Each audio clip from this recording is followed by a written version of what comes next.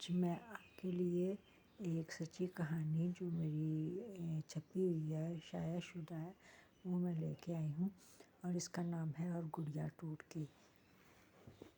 میں اپنے والدین کی اکلوتی اولاد تھی، بڑے نازوں سے پلی۔ میرا یوں خیال رکھا جاتا جیسے میں کانچ کی گڑیا ہوں، ذرا سی ضرب سے ٹوٹ جاؤں گی، اور اس طرح میں قدم قدم پر بسم اللہ سن کر بڑی ہوئی۔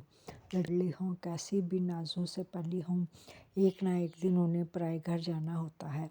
انہیں بابل کا گھر، وہاں کی خوشیاں اور آرام چھوڑ کر دوسرے گھر، ایک اجنبی ماحول میں جانا پڑتا ہے جہاں سے وہ واقف تک نہیں ہوتے۔ وہاں لڑکی کو اپنی صلاحیتوں سے اپنا مقام بنانا پڑتا ہے، لوگوں کی باتیں سننا پڑتی ہیں، انہیں برداشت کرنا پڑتا ہے، اس طرح وہ نئے ماحول میں ڈھل سکتی ہے۔ میرے ساتھ بھی یہ کچھ ہوا۔ میں جب شادی کے بعد رخصت ہو کر دوسرے گھر پہنچی تو شروع میں مجھے بہت زیادہ اجنبیت کا احساس ہوا۔ پھر نہ تو وہاں مجھے اپنے گھر جیسی اہمیت ملی، نہ ہی وہ لاڈ و پیار۔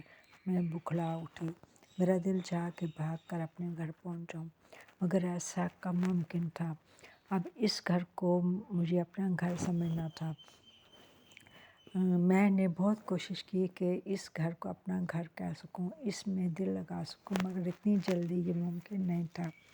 یہ بھی شکر تھا کہ میرے شوہر بہت اچھے تھے، انہوں نے میرا بہت خیال رکھا، کیونکہ میری امی نے انہیں سب کچھ بتا دیا تھا کہ کیسے میں لاڈ و پیار میں اپنے گھر میں رہتی تھی۔ اس لیے انہوں نے پوری کوشش کی کہ مجھے اس گھر میں وہی محبت اور خلوص حاصل ہو سکے کہ یہی وجہ تھی کہ ایسا ایسا میں خود کو نئے ماحول میں ڈھالنا شروع کر دیا۔ اگرچہ مجھے کافی مشکلات پیش آئیں، قدم قدم پر اپنی نہلی اور پہڑ پن کا احساس ہوا۔ مجھے کچھ بھی تو نہ آتا تھا، سب کچھ میں نے اپنے شوہر اور نندوں سے سیکھا۔ ساس ذرا سخت طبیعت کی تھیں، انہوں نے مجھے جب بھی ڈانٹنے یا برا بھلا کہنے کی کوشش کی تو میرے شوہر اور دیور اور نندیں میرے آگے ڈھال بن جاتی اور یوں میں ان کی سختی سے بچ جاتی۔ یہاں صرف ایک فرد مجھے پسند نہیں کرتا تھا، میں نے اسے اپنا ہی قصور سمجھا اور خود کو حالات کے دھارے پر چھوڑ دیا۔ یوں میں وقت کے ساتھ ساتھ ہر قسم کے حالات کی عادی ہوتی چلی گئی۔ مجھے ہر طرح سے سمجھا بجھا کر حالات کو سمجھنے اور خود کو اس کے مطابق ڈھالنے کا بتایا گیا۔ یہی وجہ ہے کہ میں آج اتنے بڑے بڑے دکھ اٹھانے کے باوجود زندہ ہوں اور زندگی کی گاڑی کو جیسے تیسے کر کے دھکیل رہی ہوں۔ جب خدا نے مجھے پہلا بیٹا دیا تو میں خوشی سے پھولی نہ سمائی تھی۔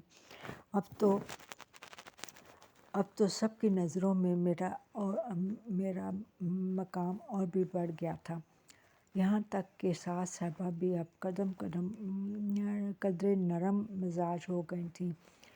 بچے کو بڑی محبت سے پالا جانے لگا، مگر میں نے کوشش کی کہ میرے بیٹے ٹیپو کے ساتھ وہ لاڈ پیار نہ ہوں جو میرے ساتھ کیا گیا تھا، وہ ہر قسم کے حالات کا سامنا کر سکے۔ میں نے بچوں کی نفسیات کے مطابق کتابیں منگوا کر پڑھیں اور اپنے بیٹے کی تربیت ان کتابوں میں دی گئی ہدایات کے خطوط پر شروع کی۔ جوں ٹیپو بڑا ہوتا جا رہا تھا، میری فکر اور پریشانی میں اضافہ ہوتا جا رہا تھا۔ میری سمجھ میں نہیں آتا تھا کہ میں اپنے بیٹے کو آخر کب تک اپنی مرضی سے تربیت دے سکوں گی۔ ایک نہ ایک دن تو اسے باہر کی دنیا میں جانا ہوگا، تب اس کا اثر اس پر پڑے گا، اور یہ سوچ کر میں گھبرا جاتی۔ جب اپنے اس حادثے کا ذکر میں اپنے شوہر سے کرتی تو وہ مجھے تسلی دیتے کہ سب بچے باہر کی دنیا میں جاتے ہیں، اور اگر گھر پر اسے اچھا ماحول ملے گا تو یقیناً وہ باہر کی برائیوں کو آسانی سے اپنا نہیں سکے گا۔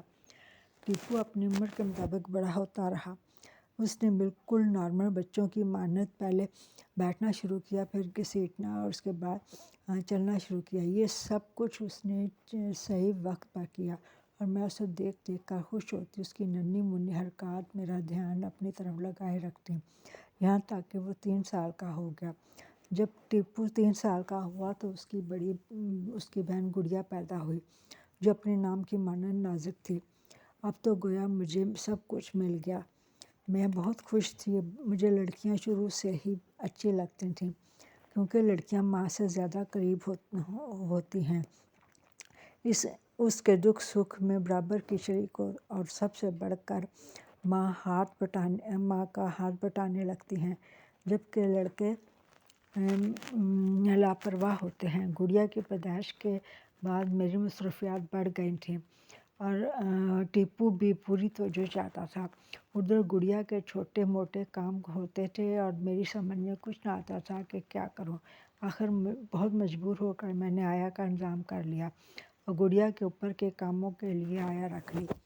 یہ تھی سچی کہانی آج کی، اور یقیناً آپ کو پسند آئی ہوگی، اور آپ نے اس کو آپ اپنی رائے ضرور دیجیے گا اور لائکس بھی کیجیے گا، اور کیونکہ آپ لوگوں کی رائے کمر سے ہی حوصلہ افزائی ہوتی ہے، اور زیادہ اچھا آپ کے لیے لانے کی کوشش کروں گی۔ اللہ حافظ، آپ کی اپنی بہن نسیم۔